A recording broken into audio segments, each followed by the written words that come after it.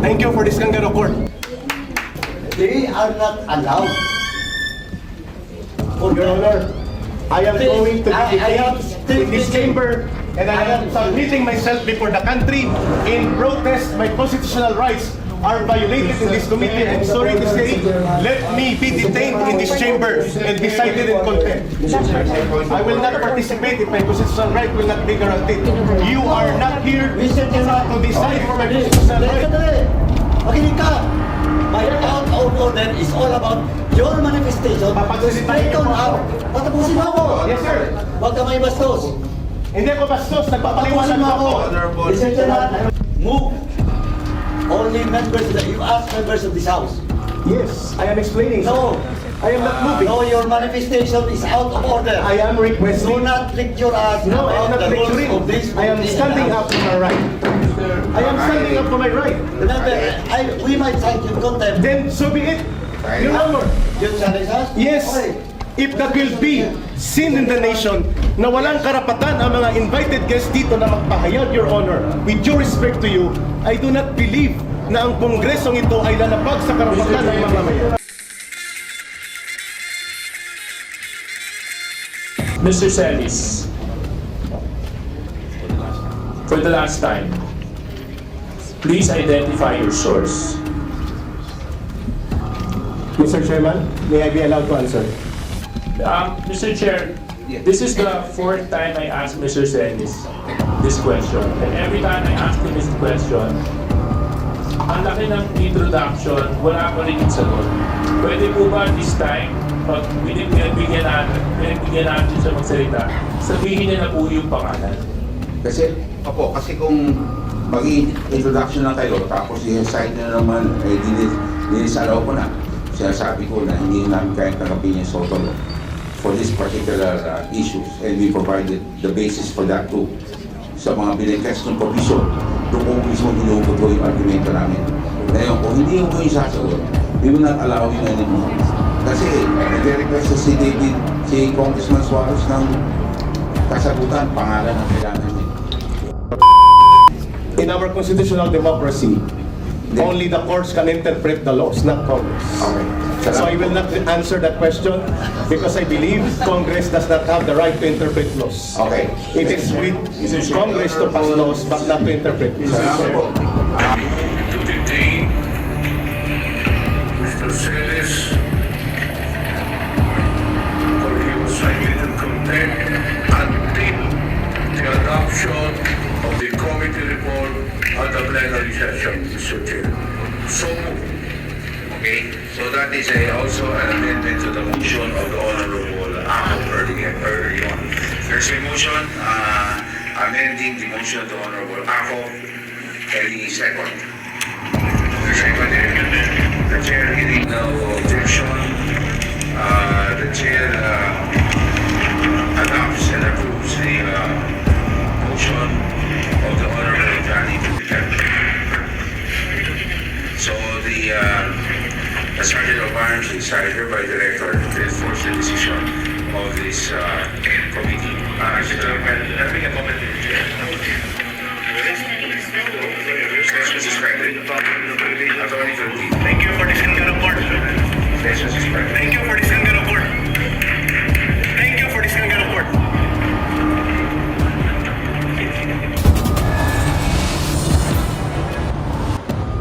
Kay Speaker Martin Romualdez, 1.8 billion ang travel cost niya. Nako. 1.8 billion pesos For how long? for almost 1 year lang. For the entire Congress. Sa kanya lang.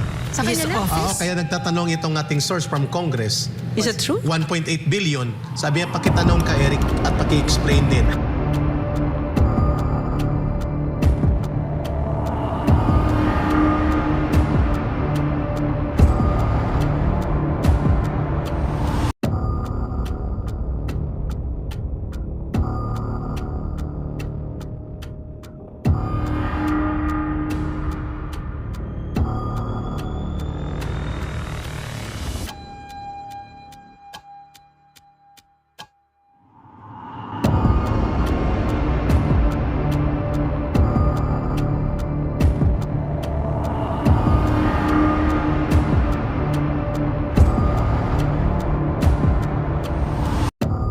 This is section 1 of 11458 as amended. Without prejudice to his inability or ability under the civil and criminal laws, any publisher, owner, or duly recognized or accredited journalist, whether reporter, writer, contributor, opinion writer, editor, columnist, manager of media, or other media practitioner involved in the writing, editing, production, and dissemination of news or mass circulation of any print, broadcast, wire service organization, or electronic mass media, including cable TV, television, and its variants, cannot be compelled to reveal the source of any news item, report, or information appearing or being reported or disseminated through other or the said media which was related in confidence or reported in confidence.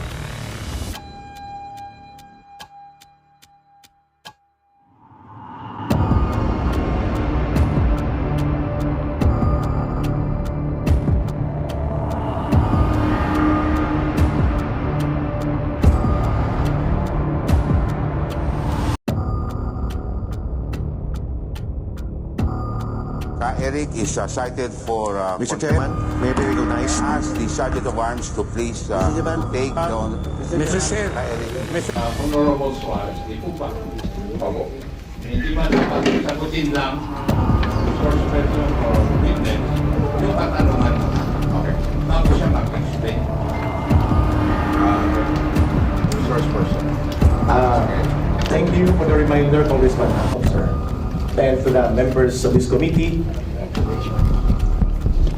I feel, and it is my right to state before this committee and the August Chamber of Congress, that this committee is not above the law. No one in government is above the law. We are a government of laws. I am protected under the SOTO law. I have the constitutional right. I requested per record that I may be given competent advice and assistance of a legal counsel, and such right is guaranteed by the Constitution. And such right is also stipulated clearly in Section 12 of the Governing House Rules pertaining to committee hearing and conduct of investigation. And even if I am not in a court trial, the right to seek out counsel advice and assistance from a counsel is a part of principle of due process, a principle guaranteed by the Constitution. And I believe before I answer any further question, may I manifest respectfully and humbly before this committee that all the statements, even after under oath, in the absence of competent legal advice and assistance previously, may be granted to be stricken off the record because I believe my constitutional rights were violated. Point order. Yes. The answer and manifestation of Mr. Celiz is out of order. He is out of order because you cannot dictate in this house and you cannot move. Only members of you ask members of this house. Yes, I am explaining. No. Sir. I am not moving. No, your manifestation is out of order. I am requesting. Do not lecture us No, I am about not the rules lecturing. of this. I am standing up for my right. I am standing up for my right. Remember, we might cite you in contempt. Then so be it. Your Honor. You challenge us? Yes. Okay. If that will be seen in the nation na walang karapatan ang mga invited guests dito na magpahayag, Your Honor, with due respect to you, I do not believe na ang kongresong ito ay lalabag sa karapatan ng mamamayan. Yes. Mr. Chair. So be it, Your Honor. It's out of order. And what's the position of the chair? I will not, Mr. Chairman, I will not give up my right to free speech and be respected under the Constitution because this August Chamber is obligated by law. Dali na po. Eric. May I explain why I... Yes, the Honorable Ako is recognized and I understand yung sinasabi po ng ating mga ng ating bisita. Pero alam po ninyo, last, kung ang ginagamit ko po ay yung hearing nung huli at wala kayong representasyon, hindi po namin kasalanan. Kasalanan po ng mga abogado ng SMNI dahil sila mismo on record ang nagsabi na they are here to represent SMNI and not the anchors because dumistansya nga ko sila. Ang sabi nila, hindi po namin trabaho ang bigyan ng representasyon ang anchor. That's why nung humingi po kayo, ang pinalawanan ko, hindi po pwede sila magdepensa sa inyo. Dapat po humingi kayo ng iba. Dahil hindi po pwede sila magdepensa because they are on record. Under oath, ang sabi nila, kami abogado ng SMNI at hindi kami abogado ng mga anchor. Klaro po yan, Kyrie. You cannot, you're not allowed. I'm good, yes. I just like to explain why I said him is out of order. Because he manifested that the previous records, it is taken out of records. And as resource person, they are not allowed. Your Honor, I am going to be detained in this chamber and I am submitting myself before the country in protest. My constitutional rights are violated in this committee. I'm sorry to say, let me be detained in this chamber and decided in contempt. I will not participate if my constitutional right will not be guaranteed. You are not here to decide for my constitutional rights. Let me finish. There's a point of order, the Honorable Let me finish. What I'm saying, I am not telling you to stop. What I'm saying is, my out of order. Dahil sandali, makinig ka. My out of order is all about your manifestation to straighten out. Patapusin mo ako. Yes, sir. Huwag ka may bastos. Hindi ako bastos, nagpapaliwanag Patapusin mo ako. ako. Mr. Chairman, I would just like to correct. I am not stopping him to issue statement. What I'm saying is, and what I'm pointing out of order is the manifestation that the previous statement, the previous record, should be taken out of order. And another rule, he's not allowed to do it. Point of order. Yes, the Honorable Dan Fernandez on the point of order. Maybe remind the resource speakers and the members of this committee to observe the proper decorum. Correct. If the chairman acknowledge a certain personality, let him speak and Yes. don't interrupt the members of this committee while the members given the right to speak. Maraming salamat po, Mr. Thank Chair. you, the Honorable Dan Fernandez. Honorable ako, is recognized. Mr. Celiz, please be reminded that in this committee and this house, we have rules to follow. Hindi po ba namin sinusunod yung mga rules? Matanong ko nga po. Yes, sir. I feel that is And I my... would like to remind you that these rules are supposed to be followed by members of this committee and by the witnesses or resource persons to be present. And one of these rules is that before you can speak, you ask permission from the chairman. Kami nga, hindi kami nagsasalita na walang permission yung chairman. You better follow that rule. Otherwise, baka mapilitan akong gawin yung hindi ko dapat gawin. Now, Mr. Celiz, for the last time, please identify your source. Mr. Chairman, may I be allowed to answer? Mr. Chair, this is the fourth time I ask Mr. Celiz this question. And every time I ask him this question, ang laki ng introduction, wala pa rin yung sagot. Pwede po ba this time, pag pinagbigyan natin siya magsalita, sabihin niya na po yung pangalan? Kasi kung mag-introduction lang kayo, tapos i-cite na naman, dinisalaw ko na. Sinasabi ko na hindi namin kayang tanggapin yung social law for this particular issues. And we provided the basis for that too. Sa mga binigkestong provision, doon kung mismo hinugot ko yung argumento namin. Ngayon, kung hindi ko yung sasagot, we will not allow you anymore. Kasi nag-request si Congressman Suarez ng kasagutan, pangalan ang kailangan niya. Mr. Chairman, Magbibigay po kayo ng pangalan o hindi? may I request that I be allowed to confer with my legal counsel, please? O they're right beside you, they can confirm. May I request for at least a Yes. 1-minute conference with him? Please.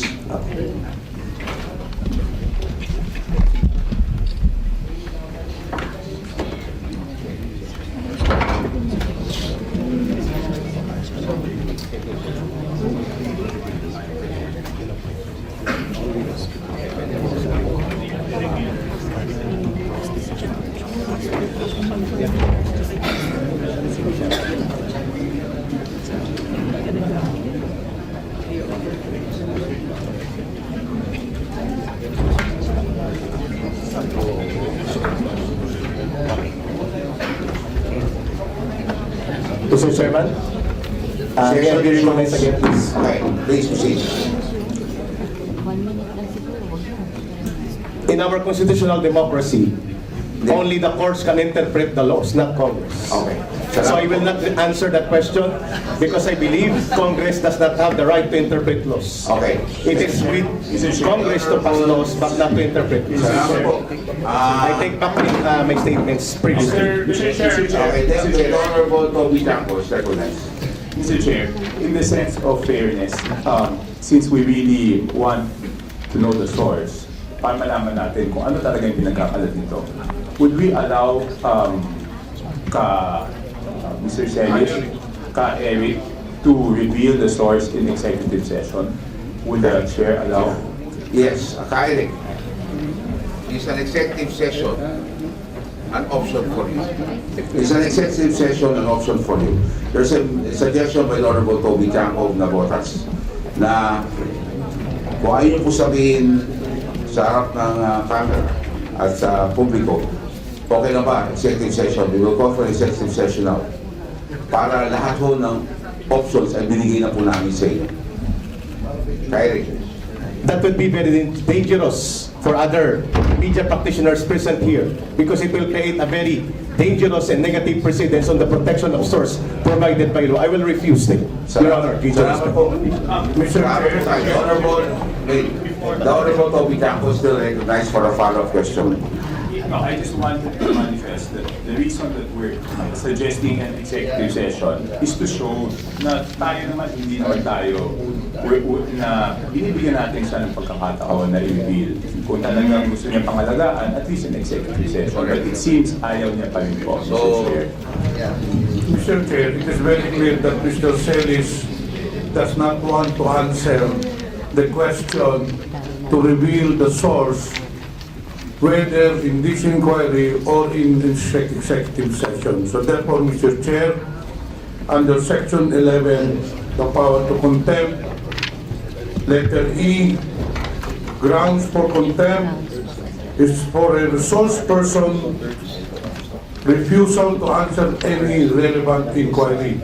Actually, Mr. Chair, Mr. Celiz has already violated two provisions of Section 11. The first one, acting in a disrespectful manner, and the second one, which is very more important rather, is his refusal to answer the question in a relevant inquiry.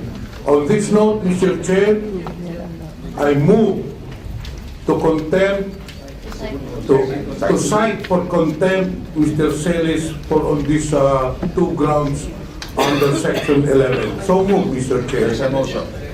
Second the motion. There's a second. Any objections? There's a motion, duly seconded. Any objections from any member of this committee? There being no objections, on a unanimous vote, the Eric is cited for Mr. Chairman, may I be recognized? ask the Sergeant of Arms to please take down. Mr.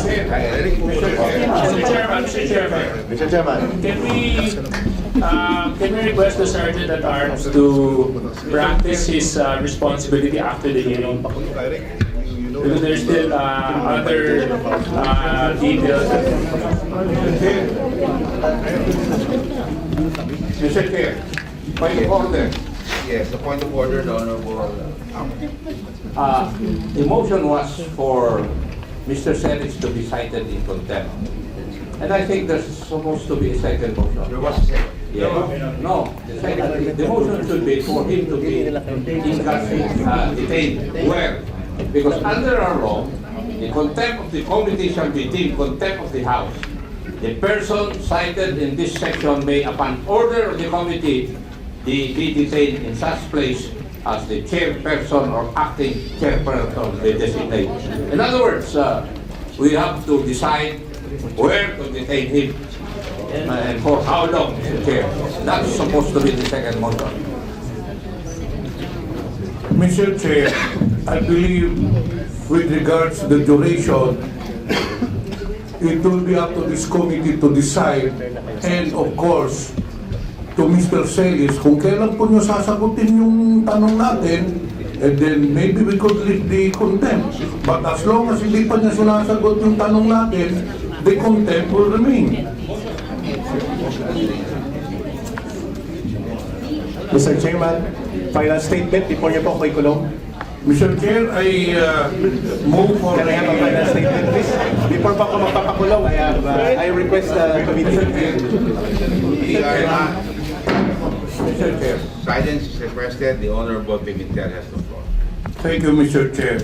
In an earlier motion, Mr. Chair, we have already approved to cite for contempt Mr. Celiz.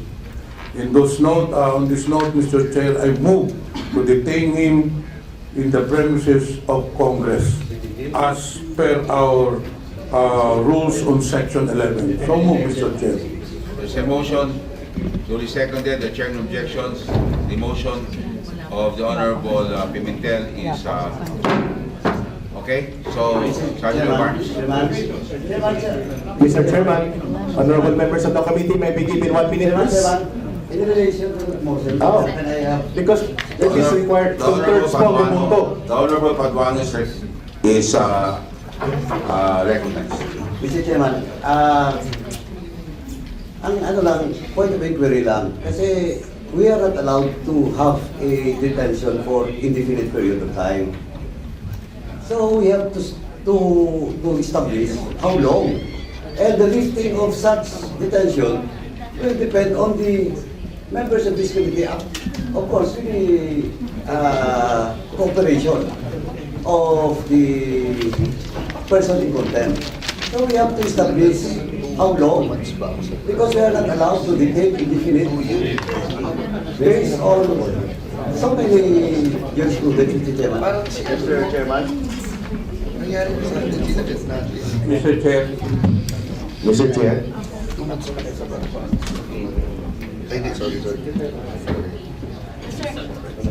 The Honorable Ako is recognized. Yes, there's a decision by the Supreme Court that we cannot detain a person indefinitely.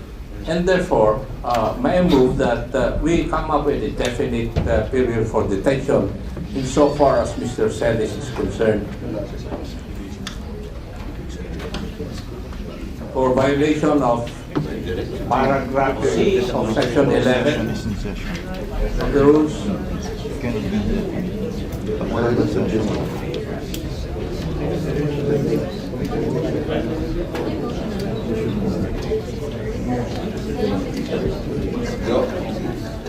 The Honorable Ako, would you like to make a motion? May I move that Mr. Celiz be detained for being cited in contempt for violation of section 11, paragraph C, refusal to answer any relevant inquiry by the members of this committee for a period of 30 days. Mr. Chairman.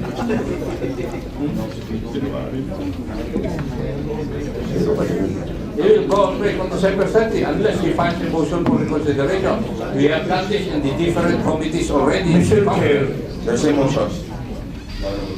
the reason why we cited Mr. Celiz for contempt is because he does not want to answer the question. That is precisely why he violated paragraph C. So why will we give him a timeline? Eh kung kahit hindi pala siya sumagot, papalabasin natin si Mr. Celiz. The reason why we cited him for contempt, eh gusto nga natin nasagutin niya yung relevant inquiry natin, nasagutin niya kung sino yung source niya. So I believe that we should not give a timeline, Mr. Chair. After citing the jurisprudence of Mr. Chair, I submit to the wisdom of this committee. Mr. Chairman, Okay, session is suspended. Mr. Chair, I would like to amend a previous motion. Therefore, Mr. Chair, I move to detain Mr. Celiz, for he was cited in contempt until the adoption of the committee report at the plenary session, Mr. Chair. So move.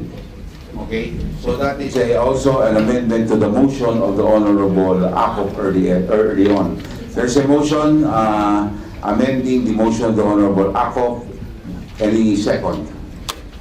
Seconded. The chair hearing no objection.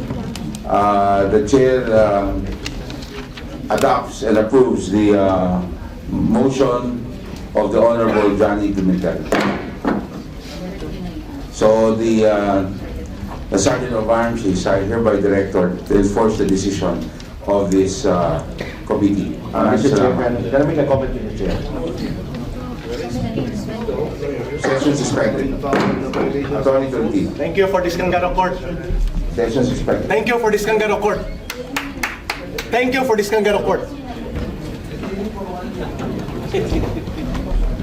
Karapatan po ng mamamayan ang ipinagtatanggol dito.